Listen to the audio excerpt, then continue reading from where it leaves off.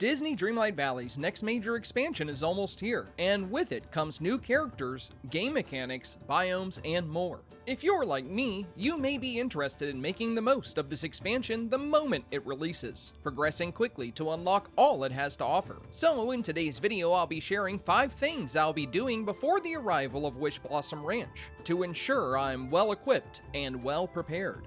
Before we get started, I'd like to mention that I'm a small full-time content creator, so every like on this video can make a tremendous difference for me. Consider subscribing for more Disney Dreamlight Valley and gaming content. If you would like to catch more of my content, you can find me live on Twitch Monday through Friday. Links to both my Twitch channel and Discord server can be found in the video description down below. And with that out of the way, let's get started.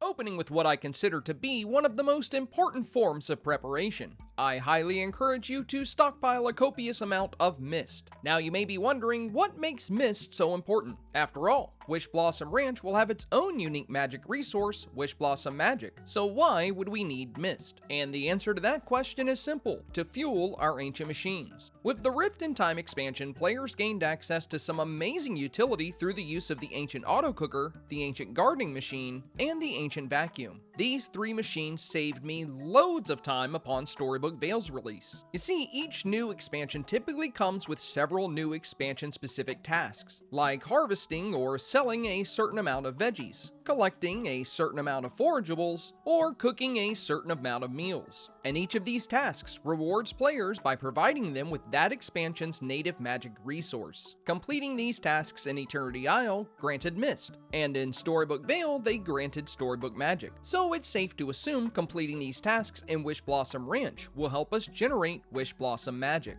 Assuming Wishblossom Ranch will carry these same tasks, utilizing these ancient machines will be a great way to stock up on Wishblossom Magic quickly while simultaneously loading up on the new region's veggies, forageables, and meals. As far as how to load up on mist, that depends. The absolute best method is time bending, but for that to be efficient, you'll need to have a lot of time benders in your valley. Currently, I have 31 time benders in my valley, which gives a 60% chance to receive roughly 2300 to 2500 mist, with a guaranteed minimum of roughly 1300 to 1400 mist. Now, if you don't have several time benders, that changes things. But there are still great ways to generate mist. If you'd like a full guide to mist generation, be sure to check out this video next. You can find it linked in the video description down below. If you're not familiar with how profession bonuses stack, or you're unsure as to how many time benders you may need in your valley, I'll also include a link down below to the Dreamlight wiki page on profession bonuses. This page offers a detailed breakdown on exactly how profession bonuses apply. For our second preparation tip, we'll be covering something rather obvious but still incredibly important. Make sure you have plenty of Starcoins. Expansions typically bring far more Scrooge items than a typical free update, and oftentimes just one of these items is not enough. Since the daily Scrooge purchasing limit has been increased to 1,000 items, I have been burning through my Starcoins at an alarming rate. At least enough to where I'm actually planning on restocking a bit before Wishblossom Ranch arrives. In addition to the usual Scrooge shop items, we can also expect to see some exciting new items hitting the premium shop. And after the initial purchase, duplicates of these items usually require a fair amount of the game's base currency, Starcoins. Of course, it's hard to say exactly how many Starcoins you're going to need, but I'd assume if you have at least 5 million or so, you should be covered, unless you have a spending problem like I do. As far as collecting Starcoins goes, there are several good ways to go about it. Of course, gardening is one of the most abundantly used methods, as farming pumpkins is a quick and easy way to generate Starcoins. Even better, you can take the pumpkins you've picked and cook them down into pumpkin puffs, veggie platters, or pumpkin soup to multiply your earnings. If gardening is not your thing, cooking 5 here or there fish creates a meal that sells for a whopping 10,000 Starcoins. But to really take advantage of this approach, you'll probably want to have a few fishing buddies in your valley. Aside from that, if you have a lot of time benders, you can sell the extra time bending resources gained when you're out hunting for mist. The point I'm getting at here is that there's not really a right or wrong way to collect Starcoins. Just find whatever works best for you and go with that. Now let's talk about crafting and cooking. Both Storybook Veil and A Rift in Time came with an abundance of new meals and craftable decor. Of course, these items almost always require the new expansion's resources, but they also commonly require basic Valley ingredients as well. With expansions typically offering a wide range of these new meals and craftables, it's a good idea to load up on the Valley's resources. To figure out what you may need for meals, I recommend visiting a cooking station and looking over your ingredients, as it will show you the exact number owned throughout all of your storage chests. If any of these numbers seem a bit low, it may be best to take some time to restock. As for crafting resources, there's no way to know exactly what we're going to need. However, some crafting resources are required more often than others. I recommend keeping an eye on things like iron, stone, soil, and the various wood types. If you find yourself heading out to load up on resources, don't forget to take advantage of companion bonuses. Almost every Valley resource can be duplicated by pets and companions, and now that we can equip 2 companions at once, it makes collecting these materials much more efficient.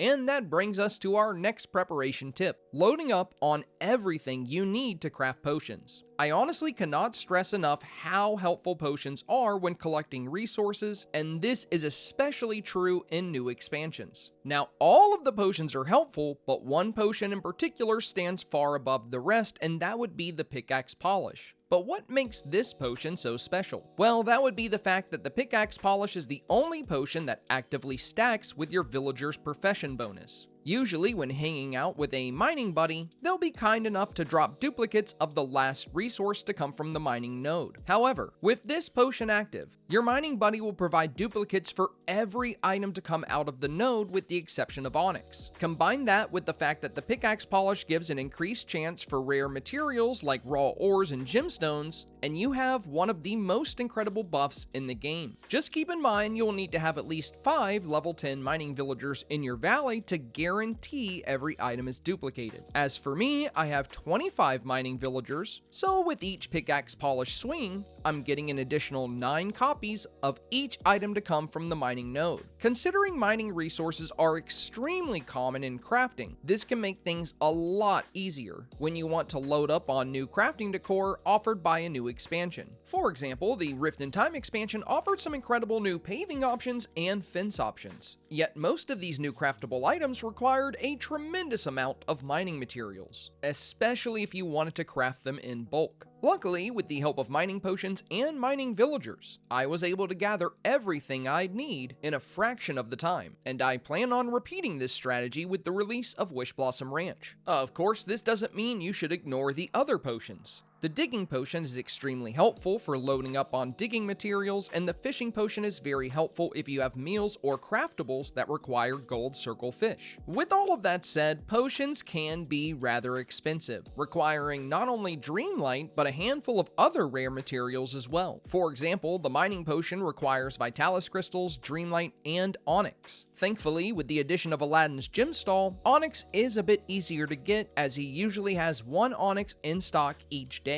And if you're lucky, you can also find onyx on his DLC stalls as well. As for Vitalis crystals, those can only be found in the Vitalis mines. Of course, without an adequate amount of mining villagers in your valley, it can take quite some time to stock up on these crystals. And this is a big part of the reason I have 25 mining villagers in my valley. I'm a huge fan of using potions in both my star paths and new expansion releases, so staying fully stocked on Vitalis crystals is a must for me. As for the Dreamlight cost associated with potions, I'd recommend burning through some Dreamlight duties, or if you're a veteran player, take advantage of the uncrafting station. Back in the day, the only way to acquire large chests was to spend a whopping 5,000 Dreamlight on their construction. Though nowadays, large chests are purchasable from the Scrooge shop, and there are even variants that can be crafted that don't require Dreamlight. So if you really need Dreamlight, consider phasing out the old chest by replacing them with the newer alternatives and scrap the older ones for their excess Dreamlight. I did this in my valley and managed to recover nearly 150,000 Dreamlight. Just bear in mind, I did keep at least 1 copy of each chest in my inventory, as you never know when the tags these chests have may come in handy for future Dreamsnap challenges.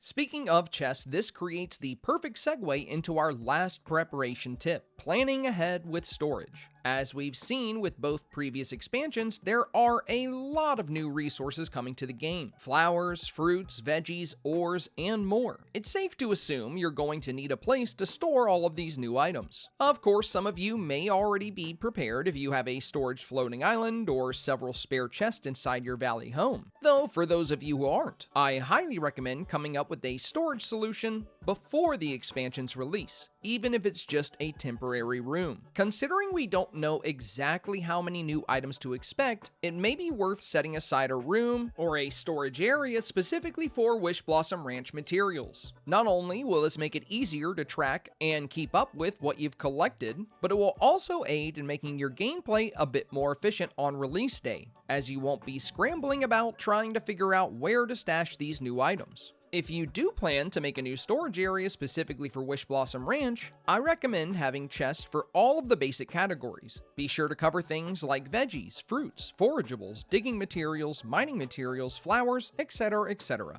Alternatively, if you have theme storage rooms, like a room specifically for flowers or a room specifically for mining resources, just be sure to set aside a few empty chests for the Wishblossom Ranch items. When it comes to storage, there's not really a right or wrong way to go about it. Some players emphasize style and aesthetics, while others, like myself, emphasize efficiency. Regardless of your approach to storage, I recommend being somewhat prepared for the sudden influx of new materials.